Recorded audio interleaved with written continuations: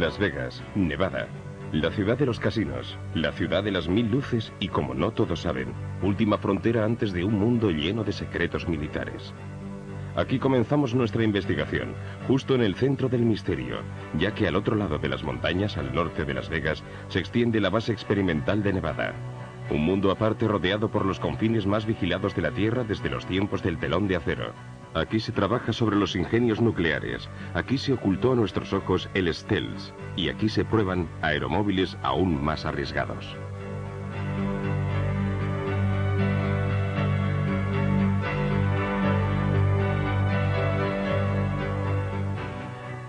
Nuestras investigaciones nos condujeron hasta John Lear, uno de los mejores pilotos de Estados Unidos, hijo del legendario diseñador de aviones William Lear. John cuenta en su haber con más de 16.000 horas de vuelo con 360 tipos de aviones en más de 50 países. Ha establecido 17 récords del mundo de velocidad. Es el único piloto que posee todos los títulos y certificados de vuelo que extiende el Organismo Federal Aeronáutico.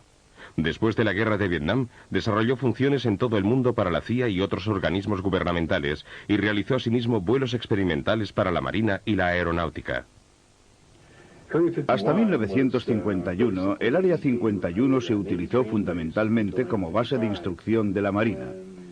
Luego la Lockheed, junto con la CIA, la transformó en una base experimental secreta para efectuar las pruebas sobre los aviones espía U-2.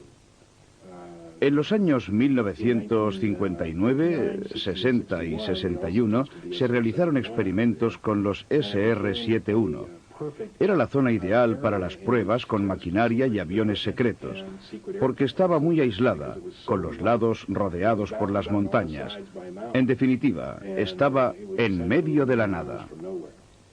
Es decir, garantizaba el nivel de seguridad que requería.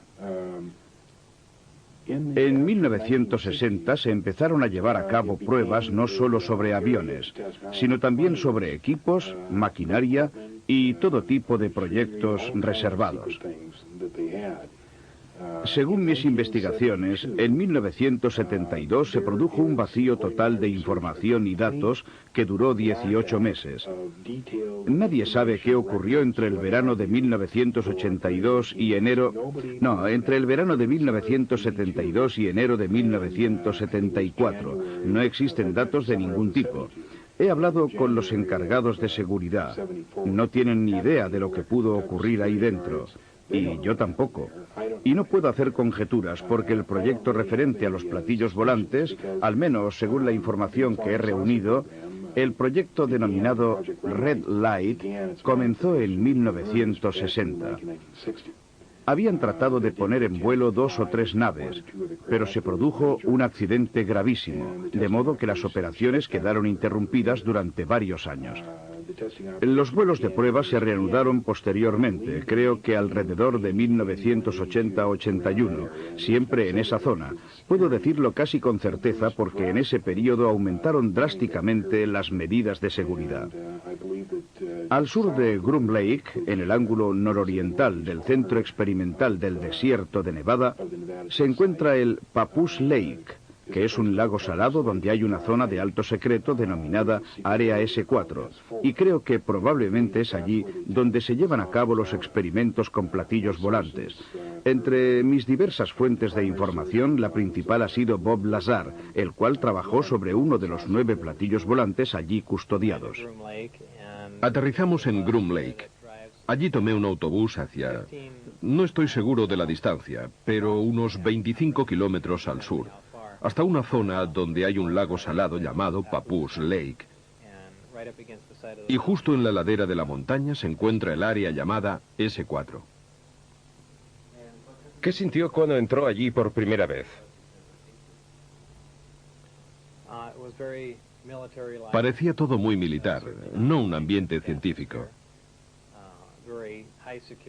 Había muchos controles, con niveles máximos de seguridad.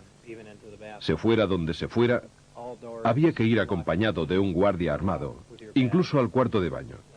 Todas las puertas se abrían y se cerraban con una identificación magnética personal. Era un ambiente muy opresivo. ¿Cuántas veces tuvo que entrar en esa zona antes de poder ver el vehículo volador? Creo que 2 o 3. Quizá 2 días antes de poder verlo. ¿Qué sintió la primera vez que vio el objeto? ¿Qué sentí? Bueno,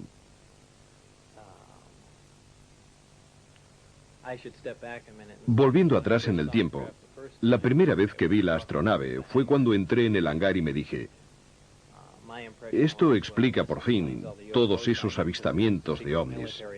Es un vehículo militar secreto en fase de experimentación y ya está. En realidad fue la segunda vez que lo vi, al entrar en su interior, cuando me di cuenta de lo que estaba sucediendo. Es decir, de que se trataba de un vehículo extraterrestre.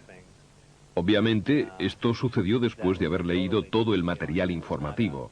Y entonces, en ese momento cambió todo. Era una sensación distinta, algo inquietante. Me sentía como un intruso.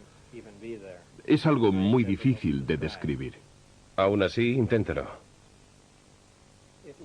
Me parecía... ¿Tienes presentes las fotos de Billy Mayer tomadas durante sus avistamientos? Era increíblemente parecido a los discos de sus fotos. Una forma fugaz, pero nítida, de una nave discoidal. Es bastante difícil describirlo así, sin dibujarlo, pero tenía la típica forma de platillo volante. ¿De un solo tipo o de varios? En total había 9 platillos. Pero yo trabajé en ingeniería inversa solo con un objeto. Estaban en hangares separados y en cualquier caso eran todos visiblemente distintos. ¿Le dijeron alguna vez cómo habían sido recuperados por el Cuerpo de Inteligencia de la Marina? No, en absoluto. La gente ha sugerido varias hipótesis, que habían sido derribados o que habían caído, pero no parecían dañados y por consiguiente tengo serias dudas sobre dichas hipótesis. ¿Nos puede describir el interior? Es muy simple. Existe un solo color dominante, un gris peltre. El exterior es también de este mismo color. No tiene aristas. En el interior, todo el equipamiento tiene una forma redondeada, incluso los asientos y los espacios para los amplificadores. Es como si hubiesen sido fundidos y luego modelados con estas formas curvilíneas, incluso las uniones entre las paredes y el pavimento. El interior es esencial, muy abierto. El uso del espacio no parece en absoluto funcional. Hay 3 puentes. El más bajo alberga los amplificadores montados sobre bases móviles. En el puente central, desde donde se accede al interior de la nave, están los asientos y los amplificadores. Y luego está el puente superior, un sector limitado al que yo no tenía acceso, no sé qué podía haber allí. ¿En su opinión, el vehículo era extraterrestre? Absolutamente sí, extraterrestre, no hay duda. ¿Por qué? En primer lugar, el objeto del proyecto era analizar la nave. Si se hubiera tratado de un aparato de Estados Unidos, no habríamos perdido tiempo en tratar de entender cómo lo habíamos construido. En segundo lugar, por las dimensiones del equipamiento interno, por el tamaño de los asientos y por los materiales utilizados, absolutamente desconocidos para nosotros. Y por último, por el carburante, el elemento 115, que en realidad no existe. Estos datos han de sumarse a las informaciones que me fueron facilitadas, en las cuales se indicaba claramente que se trataba de una nave extraterrestre. ¿Le dijeron cómo funcionaba el sistema de propulsión? Formaba parte de mi trabajo de ingeniería inversa, es decir, debíamos averiguar el funcionamiento del sistema de propulsión. Habían realizado ya algunos progresos, pero no sé exactamente desde cuándo se encontraba allí la nave, si llevaban 1 o 10 años analizándola. En cualquier caso, con pocos progresos. El sistema es impresionante. Está compuesto por 2 partes, los amplificadores de gravedad y el reactor que proporciona energía. El reactor funciona por aniquilación completa, alimentado por antimateria. La aniquilación completa es prácticamente la más eficaz de las 3 reacciones nucleares que existen, esto es, fusión, fisión y aniquilación. Utiliza un elemento muy pesado, el elemento 115, Esta sería su situación en la tabla periódica. En la Tierra este elemento no ha sido aún sintetizado. En mi opinión, en algunos sistemas estelares, esta síntesis se produce de manera espontánea. El elemento es bombardeado en un acelerador de dimensiones extremadamente reducidas. Como consecuencia de ello, sufre una fisión espontánea y produce partículas de antimateria. Estas, gracias a un dispositivo termoeléctrico con una eficacia del 100%, interactúan con la materia gaseosa y se transforman en electricidad. Ahora bien, la primera ley de termodinámica viene a decir que la eficacia al 100% para cualquier dispositivo eléctrico es bastante imposible, ya que se producen dispersión de calor y otras pérdidas de esta índole. Pero yo, en este sistema, no las detecté. Es una tecnología absolutamente asombrosa. La increíble cantidad de energía que genera el sistema alimenta los amplificadores y, como producto secundario del bombardeo del elemento 115, se genera un fenómeno interesantísimo, es decir, una onda especial, la denominada gravitacional A. Esta onda viaja de un modo muy similar a las microondas. Se aplica a los amplificadores gravitacionales y, mediante la corriente eléctrica generada por el reactor, es amplificada y enfocada. La señal amplificada de este modo se torna ligeramente afásica y gracias a esto es posible atraer o rechazar cualquier cuerpo gravitacional. El vehículo es capaz de despegar, incluso utilizando un solo amplificador. Esta nave en concreto está dotada de 3 amplificadores, y cuando activa un solo amplificador para alejarse de la Tierra, utiliza la denominada configuración Omicron. Para viajar por el espacio, la nave gira sobre un lado, enfoca los 3 amplificadores en un único punto situado a enorme distancia, y luego se imprime máxima potencia a los amplificadores y al reactor. Prácticamente estiran el tejido del espacio, distorsionan el espacio-tiempo y lo atraen hacia la nave, que de esta manera se halla en condiciones de cubrir enormes distancias en un lapso de tiempo prácticamente nulo. La nave no se desplaza de manera lineal porque distorsiona el espacio. El propio tejido del espacio y por consiguiente también los campos gravitatorios y el tiempo están estrechamente ligados. Cuando se distorsiona un campo gravitatorio, se distorsionan también el espacio y el tiempo. Estas son cosas que sabemos desde hace tiempo, solo que no contamos con la posibilidad de comprobarlas. Aparentemente esta civilización las ha llevado a la práctica. ¿Y ustedes han conseguido alguna vez poner en vuelo alguno de estos vehículos? Se realizaron muchos ensayos, pero no fuera de la atmósfera. Eran vuelos cortos, a baja altura. De hecho, eran objetos de un valor inestimable, y no era intención de nadie correr riesgos inútiles o destruirlos a causa del campo gravitatorio terrestre o por volar a cotas demasiado elevadas. Pero asistí a varias pruebas fuera del recinto de seguridad. Y en una ocasión lo vi todo a no más de 30 metros del vehículo. ¿Cómo maniobraba el objeto en vuelo? Era muy silencioso. Se elevaba generando un pequeño silbido. La superficie inferior emanaba una luz azul, probablemente debida al altísimo voltaje generado. Poco después, a medida que ganaba altura, la luz desaparecía y parecía como si flotara suavemente en el aire para luego posarse sobre el suelo, todo de manera muy tranquila y casi en absoluto silencio. ¿Podría describir los documentos informativos que le fueron facilitados y su contenido? Se trataba de un gran número de documentos, unos 120 informes muy concisos. En realidad me daban una idea general de las demás investigaciones llevadas a cabo sobre el vehículo volador. Pero casi la totalidad de las informaciones, de los detalles técnicos, se referían al sistema de propulsión y de generación de energía, es decir, al campo en el que debería trabajar. También había documentos en los que se afirmaba que la nave era extraterrestre, y los informes de algunas autopsias no eran muy minuciosos, pues no había ninguna razón para proporcionarme información detallada sobre este aspecto, pero incluían fotografías.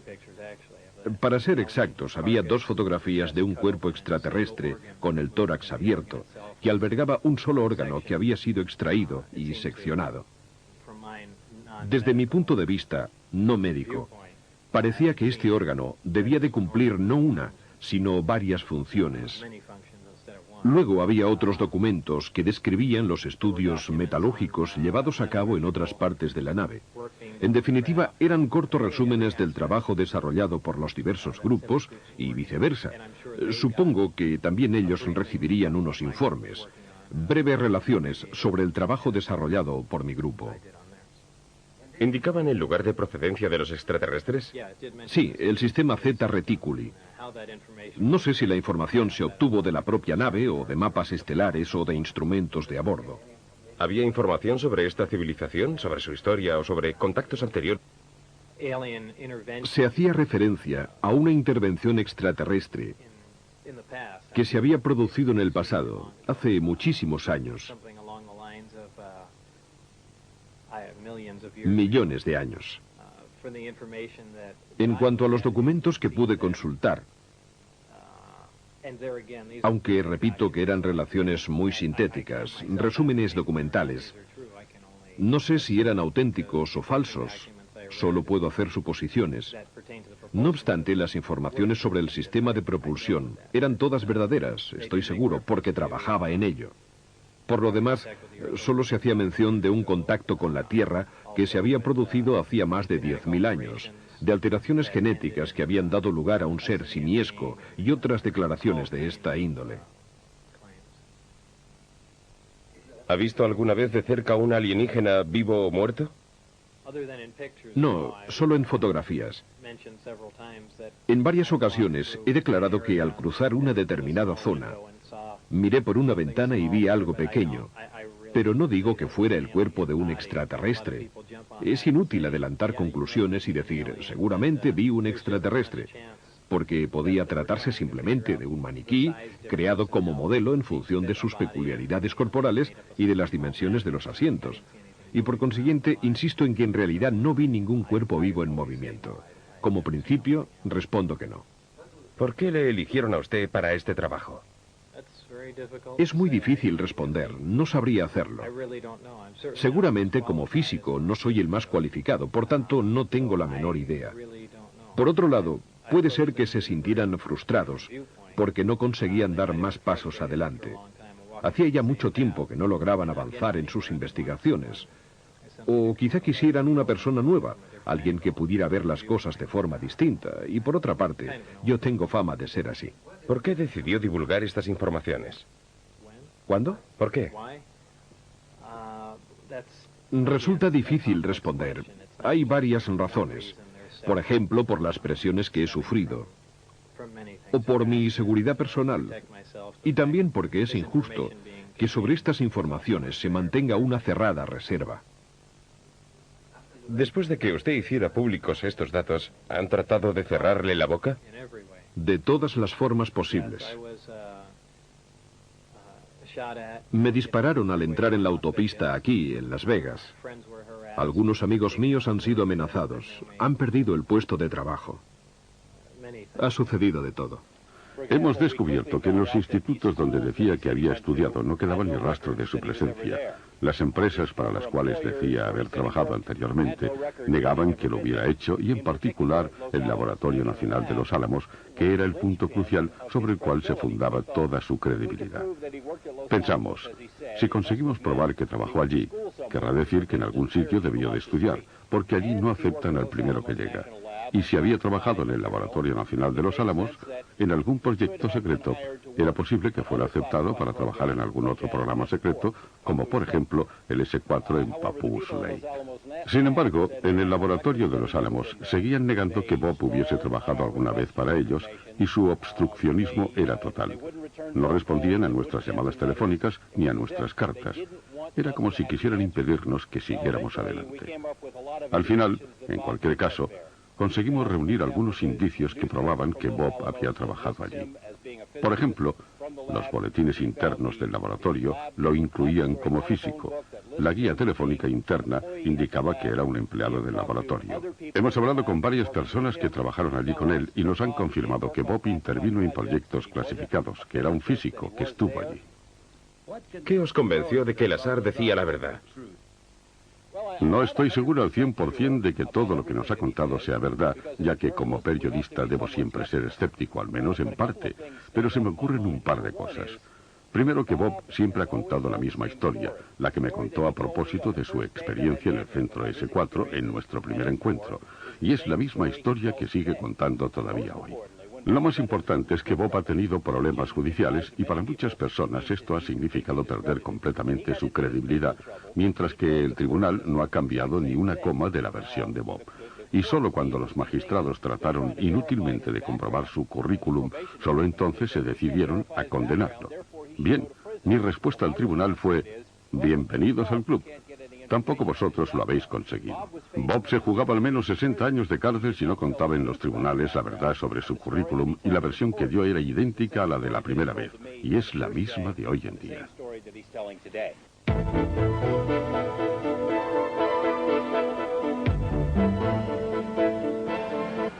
La base S4 está formada por 4 niveles, excluyendo el de superficie, donde hay básicamente un hangar, algunos hangares con edificaciones alrededor y poco más. Los 2 primeros niveles operativos, el primero y el segundo, contienen los montacargas, que albergan y transportan hasta la superficie los platillos volantes, o si lo prefiere, las naves espaciales. Mientras yo me encontraba allí, estaban tratando de poner en vuelo los platillos, pero en mi opinión, sin éxito. Había científicos y otro tipo de personal con traje y corbata, funcionarios de la Casa Blanca. En estos momentos estoy muy asustado. Soy un fugitivo.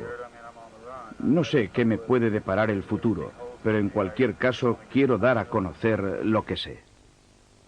Había sido asignado al Escuadrón 6.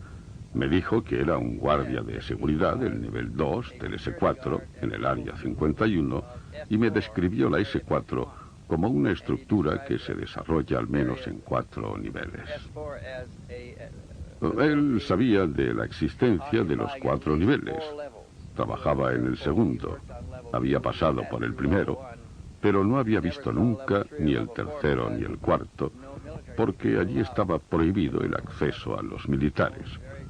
Solo podía entrar personal con una autorización especial de carácter secreto. Nos describió detalladamente el segundo nivel, que consistía en 9 bases hangar. En realidad, unos cobertizos de tamaño reducido que podían albergar pequeños vehículos. Y en 7 de los 9 cobertizos había aeronaves en forma de platillo. Nos describió la estructura con las posiciones de los guardias, la zona en la que se conservaban algunos cuerpos en grandes cilindros de vidrio y la maquinaria especial, los equipos de monitorización, los sistemas de seguridad para bajar a los niveles 3 y 4. Nos dijo que a los militares no les estaba permitido el acceso, reservado exclusivamente a personas en posesión de autorizaciones especiales y de sistemas de reconocimiento muy especiales, entre ellos identificaciones de plástico con los datos personales registrados magnéticamente, la huella de la mano y el registro retínico del ojo derecho con una pequeña máquina fotográfica. Las personas que pasaban estos controles podían acceder a los niveles inferiores. Los demás quedaban inmediatamente bloqueados y eran sacados por alguien de los pisos superiores. Eran unas instalaciones muy extensas. Aquí había 4 ascensores. El tercero y el cuarto no estaban vigilados. No sé lo que sucedía allí abajo. Oí unas siglas, como EBE o IBE, pero no sé a qué se referían.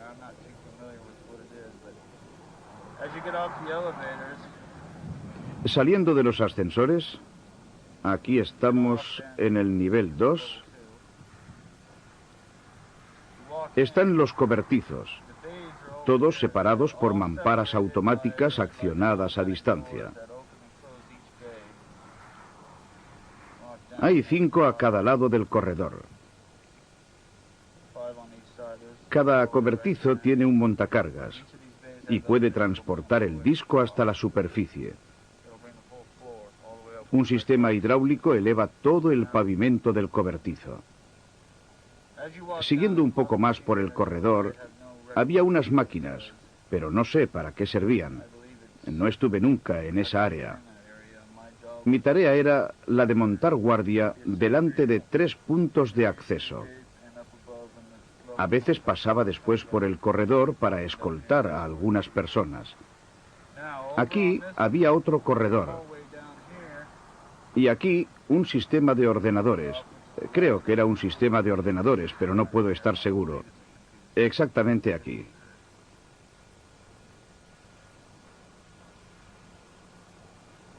Y exactamente aquí estaban situados 7 cilindros.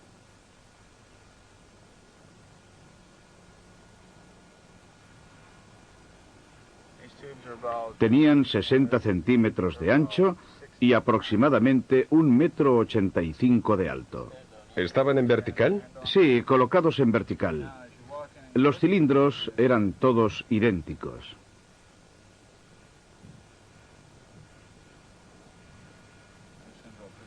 Y también las criaturas conservadas ahí dentro eran completamente idénticas. No se podían distinguir unas de otras.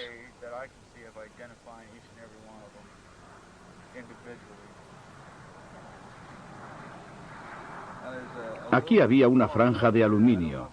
No sé si descubría los genitales o no. El resto estaba lleno de una solución. Aquí había un par de depósitos. No sé si contenían oxígeno o qué, porque no tenían ningún letrero.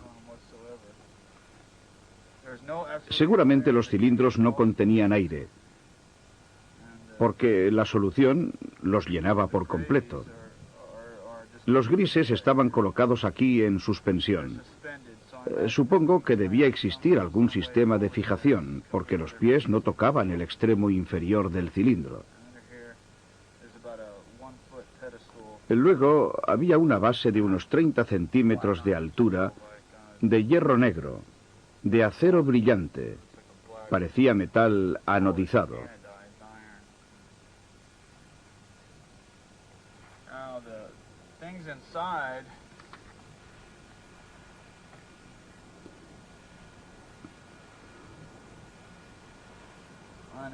Los seres se parecían a los que todos conocemos.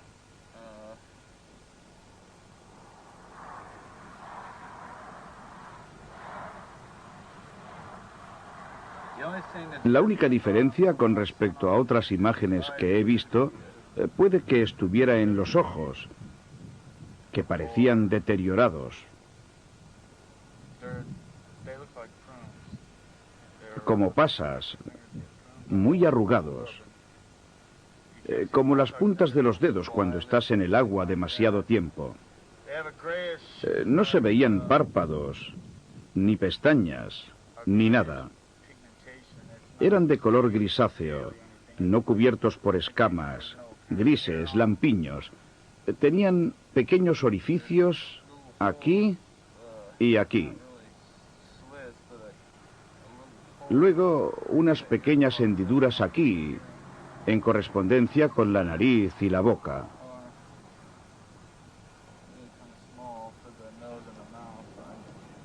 El cuerpo era muy delgado.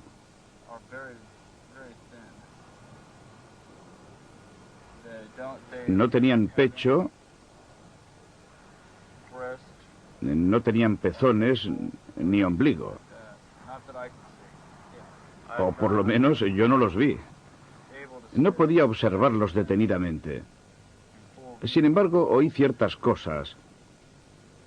Y sé que su organismo no funciona como el nuestro. Son muy delicados, tienen un aspecto muy frágil.